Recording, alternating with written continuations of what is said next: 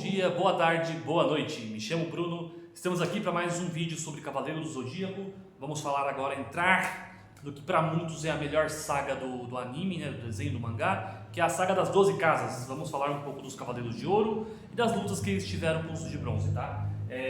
Eu vou falar em duas partes desse vídeo, tá? Porque são muitas lutas importantes e o vídeo vai ficar muito longo se eu falar num só, então eu vou falar em dois. A primeira eu vou até a Casa de Virgem, depois eu seguirei com o resto até o final da saga. E aqui é onde estão os mangás, né, que abordam esta fase até a parte de Virgem, tá? São 5 volumes. Eu vou começar exatamente de onde eu parei da última vez, que é logo quando o Seiya enfrenta o Aiolha de Leão, né? Que usa a armadura de Virgem, de Sagitário pela primeira vez. Pela primeira vez, né? Que usa a armadura e tem uma lutinha e tal. Voltando assim, a partir dali como é que funciona? Eu já disse várias vezes nos outros vídeos, aqui eu só vou ressaltar. As armaduras, elas têm vida, elas têm intenções, elas se mexem, se movimentam, tomam decisões, elas têm cosmos, elas assim, seres vivos, vamos dizer assim, né? Então, isso é um ponto importantíssimo que eu quero ressaltar porque logo nessa primeira luta contra o Aiolha contra o Seiya, o que acontece? A armadura de Sagitário, ela defende o Seiya, eu disse isso no outro vídeo, ela usa o seu cosmo para fortalecer o cosmo do Seiya, o que permite o Seiya lutar contra o Aiolha. Por quê? Nas outras sagas, como eu disse aqui, nos outros vídeos, né, os Cavaleiros de Bronze principais, os 5 principais, eles estavam com um nível, quando eles viraram Cavaleiros, muito acima dos de Prata. A própria saga mostra isso, já expliquei o que eu acho aqui. Eles conseguiram vencer os Cavaleiros de Prata, os de Bronze, de uma maneira muito fácil, tá? Eles tinham uma superioridade em todos os quesitos que eu considero aqui, que são o quesito físico, o cosmo e a habilidade de técnica. Então, assim, nos 3 pontos eles já eram muito superiores. Só que eles eram muito inferiores aos Cavaleiros de Ouro, tá? Muito inferiores.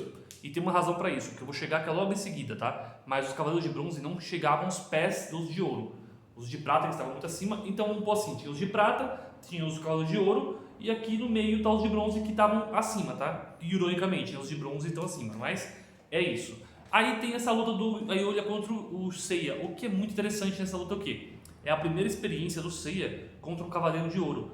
E ali ele já viu a imensidão da diferença. Ele não conseguia ver golpes do Aiolha, não conseguia ver o Aiolha se mexer, de tão inferior que ele era ao Cavaleiro. Quando a armadura de Sagitário protege o Seiya, entra na briga, ela doa um pouco do seu cosmo para o Seiya, né, e faz ele ter relances, ele consegue ver os golpes do Aiolha, ele consegue se movimentar um pouco mais rápido na velocidade da luz, né, ele consegue chegar próximo, ele consegue ter um nível legal para poder disputar ali, tanto que ele para um golpe do Aiolha, ele consegue defender, ele consegue acertar o Aiolha também. Então, assim, graças à armadura, ele conseguiu chegar num nível mais ou menos próximo, mas mesmo assim, ele não era páreo para o Aiolha, porque o Aiolha já é um cavaleiro experiente, já é um cavaleiro que dominava o 7º sentido, que é o ponto principal dessa parte, tá?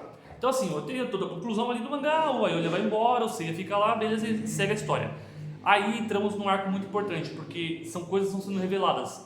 A primeira delas, depois dessa parte, o Aiolha entende que a Athena está viva, que o seu irmão não é um assassino, não é um traidor, e ele vai confrontar o grande mestre no santuário. Falou, já que é ele lá, ele parte para cima impetuoso. E isso foi um tremendo de um erro. Por quê? Porque logo em seguida dessa parte nos é mostrado os 5 picos de Rosan. O Shiryu, após ficar cego, né, na luta contra o Perseu, ele voltou para a China, lá onde o mestre dele vivia, voltou e falou, não consigo mais lutar, né, eu estou totalmente ferrado, está se recuperando ali da situação. E acontece uma coisa muito interessante nessa parte, que é o quê? O Cavaleiro de Ouro de Câncer, Máscara da Morte, ele vai até os 5 picos lá para matar o Cavaleiro de Libra. Por olhos do mestre, o mestre cansou, não dá para esperar mais, tipo, todos esses anos assim que você recusou os convites e tal, eu vim aqui para matar você. Então ia ter uma luta de 2 Cavaleiros de Ouro ali. Máscara da Morte, aqui é uma coisa que eu vou considerar, tá? Eu acho os Cavaleiros de Ouro, eu não acho que eles têm poderes equivalentes. Vamos lá, é difícil explicar isso aqui, o que eu quero passar. Vamos dizer que, em questão de cosmo, que é o principal, que é o que potencializa os outros 2 atributos, o cosmo dos Cavaleiros de Ouro, eles são essencialmente iguais, tá? Essencialmente parecidos. Eles conseguem elevar o cosmo em níveis estratosféricos, assim. Eles têm um conhecimento disso que é sublime. O que diferencia um para o outro, para mim, que é muito impactante, são as habilidades, tá? O físico deles também, o físico e o cosmos são muito parecidos, né? O físico também não é tão diferente assim, Só que a habilidade, a técnica deles, como eles aplicam esse físico e esse cosmo, é o que diferencia, de certa forma, para mim, o que diferencia tudo sobre eles. Então, o Grande Mestre envia o Mascaro da Morte, que é um assassino dele lá, que ele sempre controlou, né? E para matar o Cavaleiro de Libra. E ali temos um embate muito interessante, porque aparece o Mu de Ares, né? O Shiryu tem um contato também com o Cavaleiro de Ouro. Já tinha com o Doku, né? Ele já tinha o mestre dele como Cavaleiro de Ouro, ele sabia disso. Mas ele tem realmente um duelo contra o Mascaro da Morte. E ali ele viu que a diferença também era grande. Ele falou, meu, eu não consigo tocá-lo. Não dá pra tocar no Cavaleiro de Ouro. Tipo assim, ele sentiu na pele a diferença de poder. Então, temos esses dois cavaleiros que são já calejados, tá? O Seiya e o Shiryu já estavam cientes de como é a força de um Cavaleiro de Ouro. E ali temos esse diálogo muito interessante, que quando o Mascaro da Morte vai enfrentar o Doku, o Shiryu intervém e tal, e ao mesmo tempo que ele está ali naquela briguinha particular, aparece o Mu de Ares. E é muito interessante, porque o Mu fala que, ó, se você quiser enfrentar o cara aqui, o Shiryu é meu amigo, eu não vou deixar você matar ele não. Aí o Mascaro fala, eu não sou besta de enfrentar 2 de ouro sozinho, né? Então ele fala, ó, vazei, só que eu não tô loucão não. Porque o Mascaro da Morte é um cara bem inteligente. Depois eu vou passar um pouco pra ele, vou passar o que eu penso da situação. Aí beleza, tem ali essa parte toda, a gente percebe o que? Dos 12 Cavaleiros de Ouro, dos 12, olha o tanto que já era contra o Grande Mestre, né? Não parece, mas haviam bastantes, tá? Você tinha o Sagitário, que já estava morto, né? Que fugiu. O Ares, Sagitário, Ares e Libra. Esses 3 já estavam contra o Grande Mestre. O Leão se tornou contra também, porque ele já tinha descoberto, né, da antena, tudo. Então você já tem 4. Dos 12, 4 já estão contra o Grande Mestre, né? Abertamente, vamos pôr assim. E depois aí vamos chegar nas 12 casas, cada cavaleiro com a sua opinião, a sua forma de pensar. Eu vou chegar lá para poder identificar isso. Mas você já vê que já existe um atrito assim, sabe? E é muito legal porque mostra um pouco também no episódio 0 a conversa do Mu com o Doku sobre a morte do Shion e o que eles poderiam fazer. E entra numa teoria que eu acho sensacional. Eu não sei se é oficial isso não, acho que não é, mas eu gosto de pensar dessa forma que é verdade. O Mu, o Cavaleiro de Ares e o Cavaleiro de Libra já sabiam que o Grande Mestre anterior, o oficial, tinha morrido, que desapareceu o cosmo dele e que tinha tido um problema no santuário. Só que eles não tinham como comprovar isso. Não tinha, ó, aqui tá a prova, esse cara é um lazarento, fez merda e tem que depositar. Esqueci a palavra, mas tem que. Caramba, mano. Eu esqueci a palavra, mas tem que tirar ele do cargo, demitir ele lá. Só que não tinha como provar isso. Então o que eles fizeram? Ó, vamos treinar aqui os cavaleiros novos, né? Vamos fazer um novo exército e a gente vai aos poucos tentando ter forças para poder lutar contra. E é isso que acontece, literalmente isso. Você já tinha 3 cavaleiros de ouro, né? E o Ayoda se juntou nessa parte de que não ia lutar. Depois tem um probleminha lá pra frente, né? Mas que ele também já se juntou. Você tinha 5 cavaleiros de bronze que eram fortes pra caramba, não ao nível de ouro, mas já eram muito fortes. Então, assim, que eles superariam os cavaleiros de prata facilmente, como é mostrado. Então você já tinha como lutar nessa parte, né?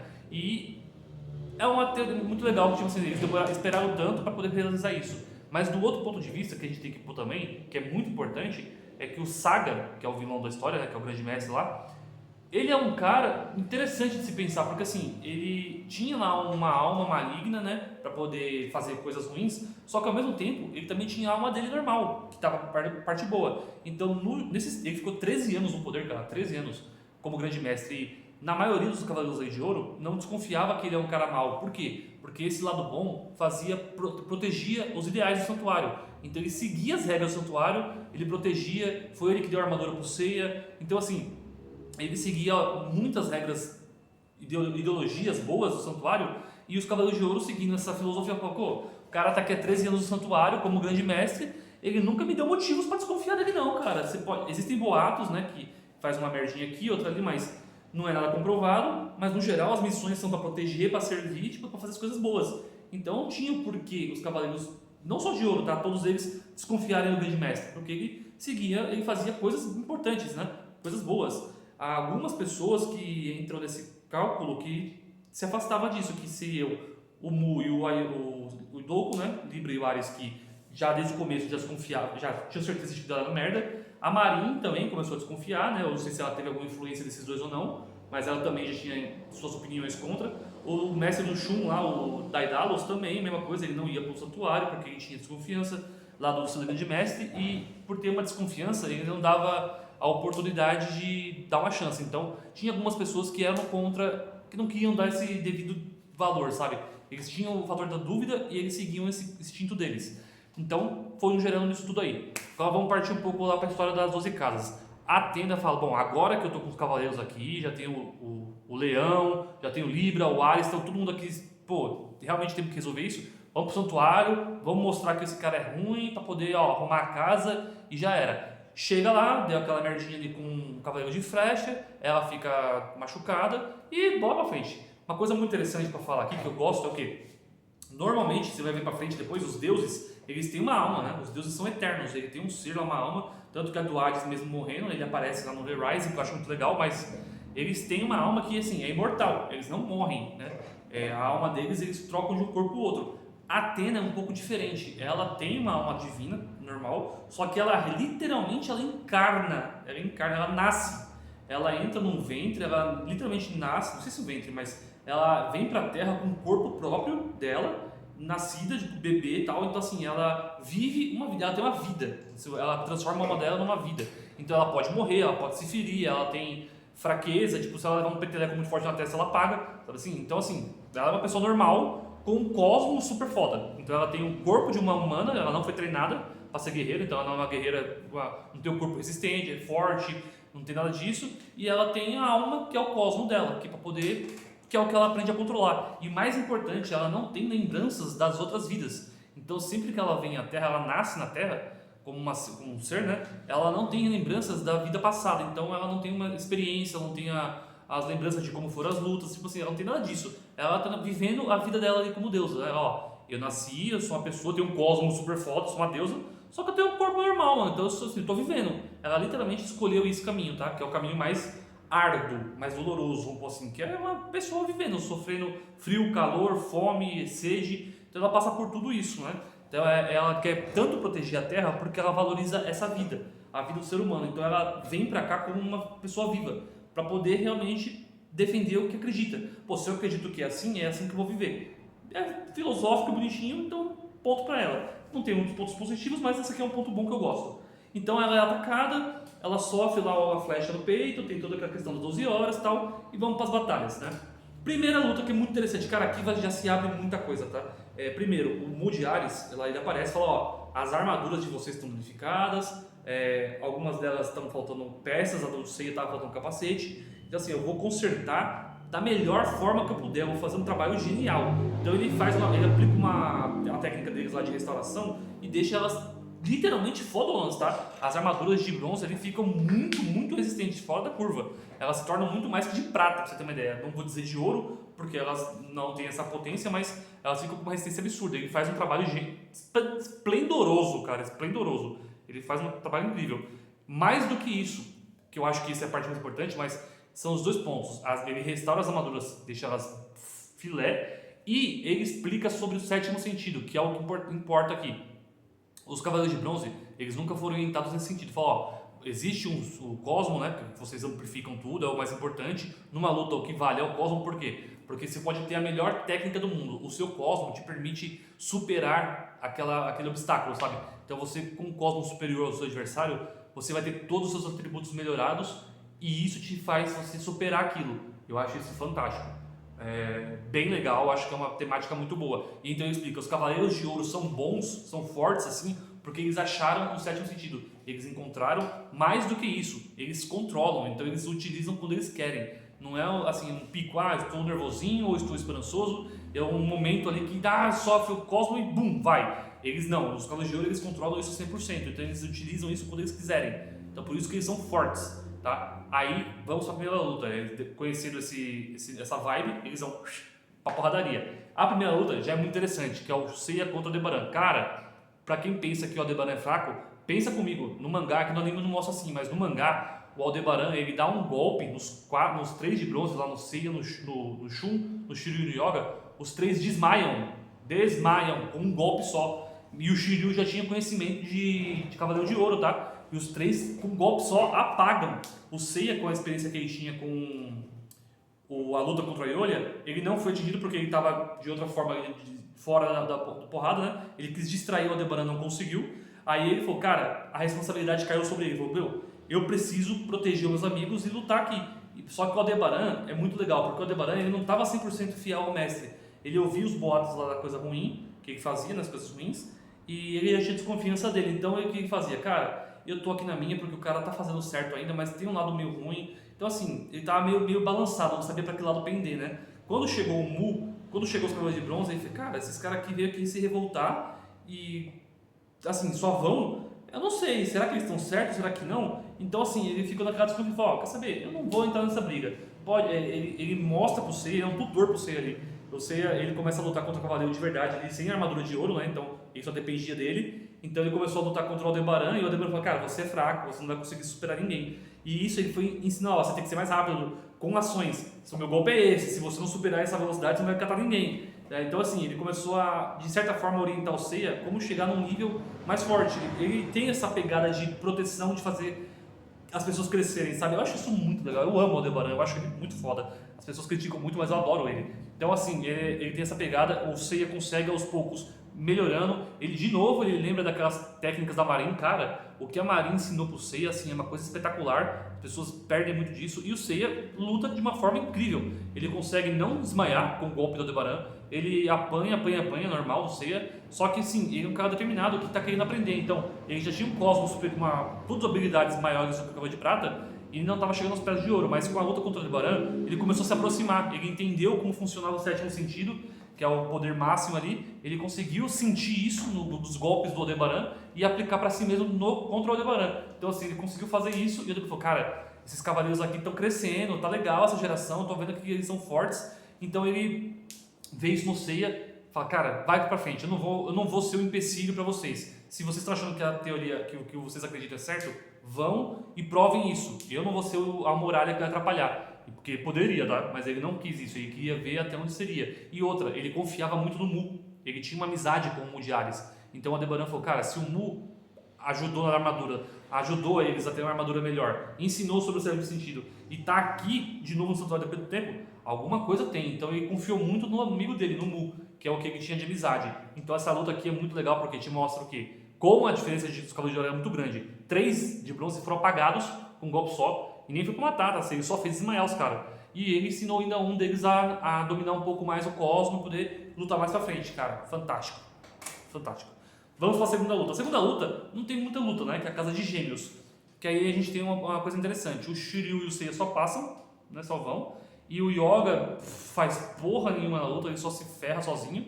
E temos uma coisa bacana, o Shun é o que tem o maior cosmo, e isso é muito impactante, cara, porque o Shun ele tem umas técnicas bem interessantes com a corrente, é onde, essa luta é literalmente onde nos é mostrado as habilidades da armadura de Andrômeda, como ela tem um poder defensivo, como ela tem um poder ofensivo, sabe? E que não é tão explicado assim só, tem corrente que se mexe sozinho, vai. Aqui mostra essas propriedades e é incrível, o cosmo do Shun amplificando esses poderes, cara, ele consegue atravessar dimensões. O Shun mostra isso, tipo, ele não consegue atravessar sozinho, precisa da armadura. Não interessa. E com a armadura ele consegue viajar dimensões, que é uma habilidade do Saga e mais do Ikki que eles usam, né? Mas o Saga faz isso esplendorosamente e o Shun tem essa habilidade, ele consegue atravessar dimensões com a corrente dele. Ele ataca, ele defende, assim, o cosmo dele é tão forte também que ele consegue segurar a força de uma outra dimensão, que é um golpe extremamente roubado, sabe? E ele consegue fazer isso, cara. O Shun mostra ali um poder até então desconhecido, que a gente via ele como o frouxinho ali, mas no mangá não é tão assim, tá? No mangá ele é bem parrudo, só que é um cara que não gosta de lutar, que ele prefere evitar a luta e prefere mais se defender, proteger do que matar, né? Mas aqui a gente vê essa pegada dele, que ele salvar o Yoga, ele é salvo pelo Ikki lá no momento, só que ele decide ficar e lutar contra o Saga para poder salvar o Yoga, então assim, é muito interessante. O Shun tá num nível muito forte, tá? Um nível muito forte que pouca gente percebe isso, mas aqui ele conseguiu bater de frente com o Saga. Toda aquela volta de da pressão, tudo, é golpes novos, é coisas que, assim, que ele não conhecia, que ele tá aprendendo, então ele foi pego pelos golpes, mas ele conseguiu sair disso. Fodarai o Shun, fodarai. E entramos na luta do Mascada da Morte. Aqui eu quero pegar mais, vamos lá. Primeiro o Shiryu teve deixa o Seiya partir lá pra porrada, pra surra que ele vai levar, e ele luta contra o Mascada da Morte. Aqui tem uns pontos que eu quero destacar que são meio ruins, tá?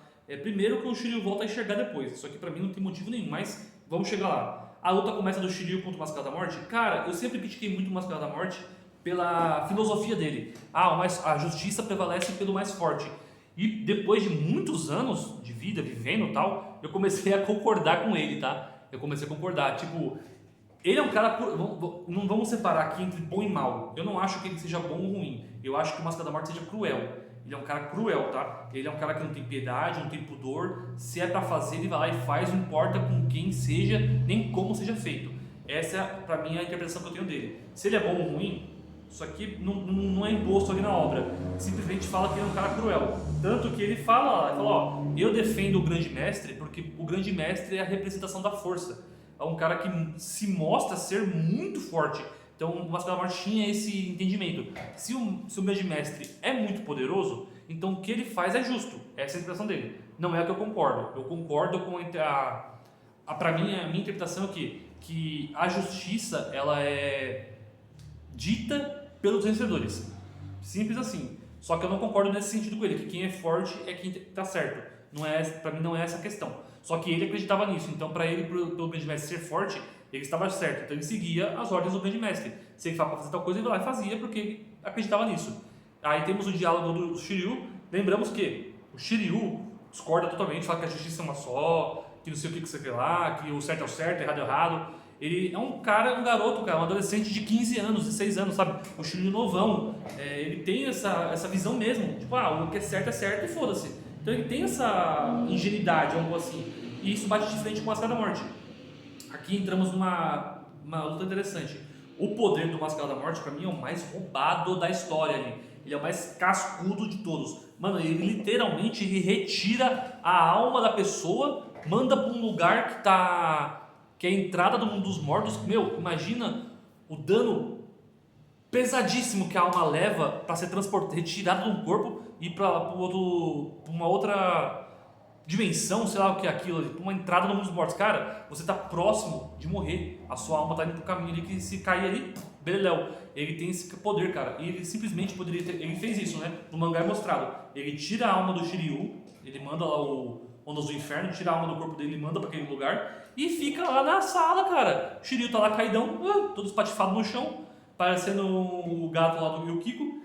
E o Máscara da Morte tá assim, ó, olhando pra ele. E aí, trouxa? Tu tá caído aí, ó, eu tô aqui na sua frente. Eu simplesmente posso fazer assim, ó. Matar você e já era. Ele pode fazer isso, mas ele não faz. Ele fala, o Shiryu é tão bostinha que eu vou só mandar uma pra lá, já vai estar cansada e ele se vira lá e já era. Só que aí entra a arrogância dele, que é o problema dele nessa situação.